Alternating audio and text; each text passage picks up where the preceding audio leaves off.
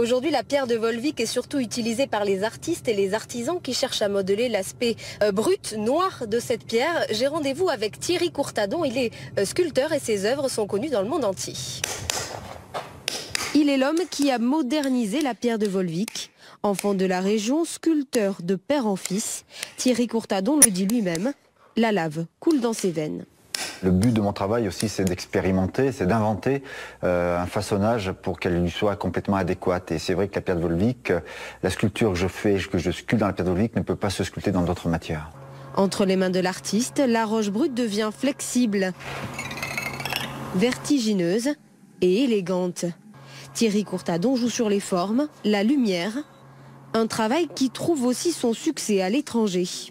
On a travaillé pas mal de pièces qui sont parties à Dubaï, justement, dans cet esprit de dentelle, parce qu'évidemment, pour mes clients, ça leur rappelle vraiment l'esprit du moucharabier.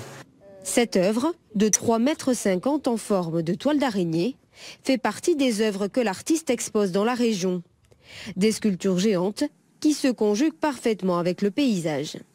Il fallait que l'œuvre ait un sens par rapport à la nature et par rapport au paysage. On commence à voir l'herbe qui commence à pousser autour, on commence à voir quelques lichens qui commencent un petit peu à s'agripper à la matière. Et ça devient, voilà, c'est-à-dire qu'on sent que la sculpture est en train de s'approprier la nature. Une œuvre tout en transparence pour ne pas obstruer la vue déjà magnifique du paysage auvergnat.